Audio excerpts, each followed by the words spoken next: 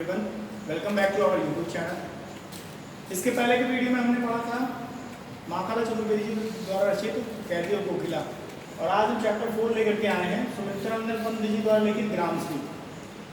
तो सुमित्रानंदन पंत जी छायावादी कवि हैं, जो इन्होंने ग्रामश्री लिखा हुआ है, जो क्लास 9 में क्षितिज में दिया गया है काव्य संकलन में, काव्यखंड में। तो इनके बारे में थोड़ा सा देख लेते हैं। सुमित्रानंदन पंत जी का जन्म सन 1900 ईस्वी में हुआ था। सुमित्रानंदन पंत जी का जन्म सन 1900 ईस्वी में हुआ था। स्थान, इनके जन्म का स्थान उत्तरांचल के अल्मोड़ा जिले के कौसानी ग्राम में हुआ था। शिक्षा, सुमित्रानंदन पंत जी की शिक्षा बनारस, जो आज के समय वाराणसी के नाम से जानी जाती है, और इलाहाबाद, जो आज के समय प्रयागराज के नाम से जाना जाता है। इन दोनों के नाम परिवर्तित हो चुके हैं। ये पुराना नाम है, आज परिवर्तित नाम वाराणसी और प्रयागराज है। बनारस और इलाहाबाद में, वाराणसी और प्रयागराज में इनकी शिक्षा पूर्ण हुई थी। महात्मा गांधी जी की प्रेरणा प्राप्त करके इन्होंने स्वतंत्रता आंदोलन में भाग लिया, और उसी आंदोलन में भाग लेने की वजह से इन्होंने अपनी कॉलेज की पढ़ाई को छोड़ दिया। ये छायावादी प्रमुख कवियों में से एक हैं। इनका काव्य क्षेत्र, अर्थात इन्होंने अपनी कविताओं के माध्यम से लोगों को जोड़ने का प्रयास किया। जो इनका स्वर्णिम काल था वो 1916 से लेकर के 1977 के बीच में था। इनकी मृत्यु सन 1977 ईस्वी में हुई थी। इनकी काव्य कृतियों के बारे में देखते हैं। इनकी काव्य कृतियाँ वीणा है, ग्रंथि है, गुंजन है, गाम्या है, पल्लव है, युगांत है, स्वर्ण किरण है, स्वर्ण धूल है, कला और बूढ़ा चांद है, लोकायतन है। इनको कई क्षेत्र में पुरस्कार भी मिले थे। जो कुछ पुरस्कार प्रमुख हैं, इनको पुरस्कार मिला था, साहित्य अकादमी का पुरस्कार मिला था। साहित्य अकादमी पुरस्कार वो पुरस्कार होता है जो किसी सुंदर कृति के लिए एक कवि या लेखक को दिया जाता है। तो छायावादी प्रमुख कवि सुमित्रानंदन पंत जी को साहित्य अकादमी पुरस्कार मिला था। ये भारतीय पुरस्कार होता है। भारतीय ज्ञानपीठ पुरस्कार, जो साहित्य के क्षेत्र में सबसे बड़ा पुरस्कार होता है, ज्ञानपीठ पुरस्कार, वो भी सुमित्रानंदन पंत जी को मिला था। सोवियत लैंड पुरस्कार से भी सुमित्रानंदन पंत जी को नवाजा गया था। तो आज का चैप्टर जो है ग्रामश्री है, इसके बारे में हम देखते हैं। तो ग्रामश्री को समझने से पहले ये मैं बता दूं, ग्राम का मतलब होता है, आपको अच्छी तरीके से पता है कि ग्राम का मतलब होता है ग्रामीण। श्री का मतलब यहाँ पे दिया गया, श्री का मतलब लक्ष्मी से मतलब होता है। तो यानी ग्रामीण क्षेत्र की प्रतिभा या ग्रामीण क्षेत्र की सुंदरता वो किस पे निर्भर करती है, कैसे निर्भर करती है, क्या होता है ग्रामीण क्षेत्रों में, उन सब चीज़ों को सुमित्रानंदन पंत जी ने अपनी पंक्तियों के माध्यम से पिरोया है। पहली और दूसरी पंक्ति जो आज हम देखेंगे, उसमें सुमित्रानंदन पंत जी ने ये बताया है कि ग्रामीण क्षेत्र में जब फसलें उग जाती हैं, जब फसलों का बढ़ने का समय होता है, उसमें पत्तियां आ जाती हैं, हरी हरी पत्तियां, नई पत्तियां आ जाती हैं, तो कैसे जो वसुंधरा है वो रोमांचित हो जाती है, प्रफुल्लित हो जाती है जब उस पर ओस की बूंदें गिरती हैं। तो जब वो ओस की बूंदें सूर्य की किरणों से टकराती हैं, और सूर्य की किरणों से टकराने के बाद उसका प्रकाश पूरे वायुमंडल में फैलता है, तो उस प्रकाश से जो प्रतिज्योति या प्रदीप्ति जो उत्पन्न होती है, वो प्रदीप्ति पृथ्वी से लेकर के पृथ्वी पर रहने वाले हर प्राणियों को अपनी ओर आकर्षित करती है। तो चलिए इसी के साथ प्रारंभ करते हैं ग्रामश्री। पहला है इसका, फैली खेतों में दूर तलक से लेकर के नीली फलक तक। तो देखते हैं इसको, पहले मैं पढ़ता हूँ फिर इसके भाव बताता हूँ।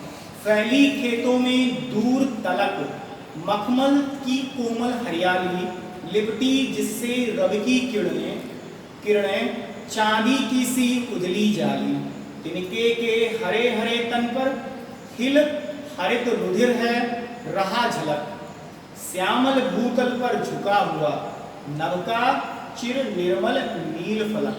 संदर्भ इसका लिखना होगा तो कैसे लिखेंगे? संदर्भ प्रस्तुत पद्यांश हमारी पाठ्य पुस्तक हिंदी क्षितिज भाग प्रथम के ग्रामश्री नामक पाठ से लिया गया है। इसके रचयिता छायावादी श्रेष्ठ कवि सुमित्रानंदन पंत जी हैं। प्रसंग लिखना हो तो उसका कैसे लिखेंगे? प्रसंग में आपने देखा कि प्रकृति की सुंदरता के बारे में वर्णन किया गया। तो प्रस्तुत पद्यांश में सुमित्रानंदन पंत जी ने गांव में फैली हरियाली और प्रकृति की सुंदरता के बारे में वर्णन किया। व्याख्या देखते हैं। फैली खेतों में दूर तरफ, खेतों में दूर दूर तक, गांव में बहुत दूर दूर तक खेत होते हैं, उन खेतों में दूर दूर तक हरियाली फैली हुई है, एक फसलें उगी हुई हैं, मखमल की कोमल सी हरियाली, फसलों की पंक्तियां लगी हुई हैं। मखमल कोमल की मतलब होता है, मखमल का मतलब होता है होता है मुलायम, तो देखा होगा कि मखमल के गद्दे आते हैं तो मुलायम गद्दे होते हैं, उसी प्रकार से यहाँ कह रहा है कि मखमल के समान पंखुड़ियाँ हैं उसकी, एक गद्दे के समान मुलायम पंखुड़ियाँ हैं जो पूरे गांव में फैली हुई है जहाँ जहाँ तक खेत है। लिपटी जिसमें रवि की किरणें चांदी की सी उजली जाली, और रात के समय में जो ओस की बूंदें उस पर गिरी हुई हैं, उन ओस की बूंदों से जब सूर्य उगता है प्रातः काल, जब सूर्य उदय होता है तो सूर्य की जो प्रातःकालीन किरणें पड़ती हैं उन बूंदों पे पड़ती हैं तो वो बूंदें चांदी के समान चमकने लगती हैं।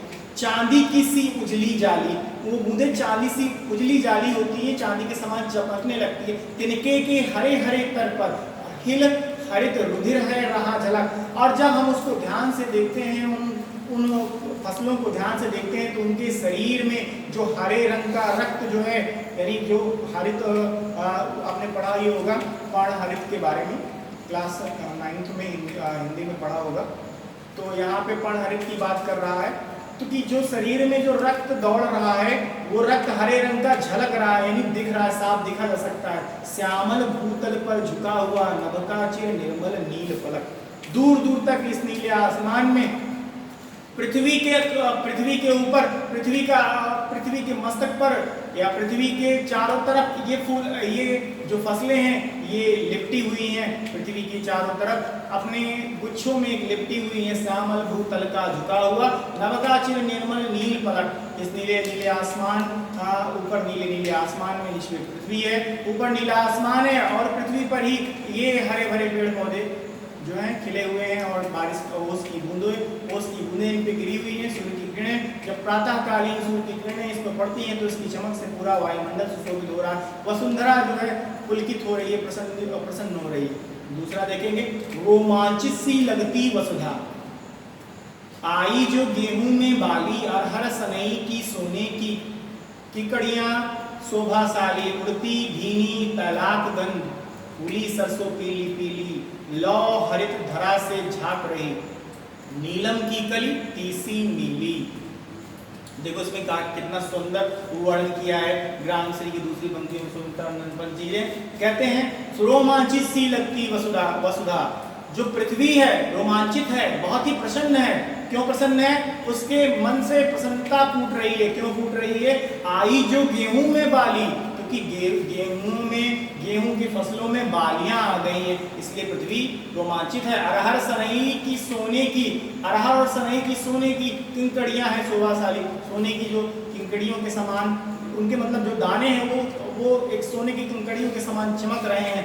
उड़ती भीनी तैलाकन, फूली सरसों पीली पीली, सरसों की जो फसल है वो फूल करके पीले पीले रंग में हो गई है और उससे निकलने वाली सुगंधित महक जो है वो पूरे वायुमंडल को, पूरी वसुंधरा को प्रभावित कर रही है। उड़ती भीनी तैलाक गंध, फूली सरसों पीली पीली, सरसों फूल करके पीले रंग की हो गई है और उससे जो महक निकल रही है पूरी पृथ्वी को शोभायमान कर रही है। लौ हरित धरा से झांक रही, नीलम की कली सी नीली। और मानो ऐसा प्रतीत हो रहा है कि वसुंधरा पृथ्वी की, जैसे बच्चे गर्दनी पहनते हैं, कमर में देखा होगा कि बच्चे गर्दनी पहनते हैं छोटे बच्चे, वैसे ही मानो प्रतीत हो रहा है कि वसुंधरा पृथ्वी की गर्दनी बनी हुई है। कौन बनी हुई है? नीलम की कली और तीसी नीली। तीसी नीली और नीलम की कलियां जो हैं वो पृथ्वी की गर्दनी के समान जो है कमर में मानो ऐसी बंधी हो और वहां से वो पृथ्वी की सुंदरता को देख रही हैं। तो इस तरह ये दोनों पद थे। इन दोनों पद में हमने ये देखा कि सुमित्रानंद पंत जी जो छायावादी कवि हैं उन्होंने ग्राम श्री के माध्यम से लोगों को ये संदेश देने का प्रयास किया है कि ग्रामीण परिवेश कैसा होता है। हमारा ग्रामीण परिवेश हर तरीके से हरा भरा, स्वच्छ और सुंदर होता है, जिसे पृथ्वी जो है अपनी तरफ आकर्षित करती है। पृथ्वी रोमांचित रहती है। ये हमारे शहरी क्षेत्र से कई लाख गुना अच्छा होता है, क्योंकि यहाँ वायु जो है प्रदूषित नहीं होती है, यहाँ वायु स्वच्छ होती है, यहाँ लोग मिलजुल करके अपना काम करते हैं, लोगों के प्रति प्रेम स्नेह होता है, एक दूसरे के सुख दुख में लोग अपना समय व्यतीत करते हैं। तो ये भारत की एक छवि बताते हैं सुमित्रानंद पंत कि हमारा भारत कैसा है, हमारा भारत का प्रारंभ कहाँ से हुआ है, हमारे भारत की सुंदरता कहाँ है, हमारा भारत सर्वोच्च भारत है। सोने की चिड़िया क्यों कहा जाता है? तो बताते हैं सोने की चिड़िया ग्राम श्री की वजह से कहा जाता है। ये हमारे ग्रामीण क्षेत्र के लोग, ये हमारे ग्रामीण क्षेत्र में रहने वाले प्राणी पृथ्वी हमारी और इस पृथ्वी पे उगने वाले जो फसल है ये हमें सोने की चिड़िया बनाते हैं और इसी वजह से हम विश्व में महागुरु के नाम से जाने जाते हैं। इसी के साथ ये वीडियो आज का खत्म होता है। हम अगला वीडियो लेकर के आएंगे। उस वीडियो में हम देखेंगे नेक्स्ट 2 पैराग्राफ, आगे के 2 पैराग्राफ, जिसमें हम ये देखेंगे कि ग्राम श्री विश्वनाथ जी ने अपनी पंक्तियों के माध्यम से उन 2 पैराग्राफ में क्या और कैसे प्रस्तुत किया है पृथ्वी को, भारतवर्ष को। सो आज के लिए इतना ही। Thank you very much. जय हिंद, जय भारत।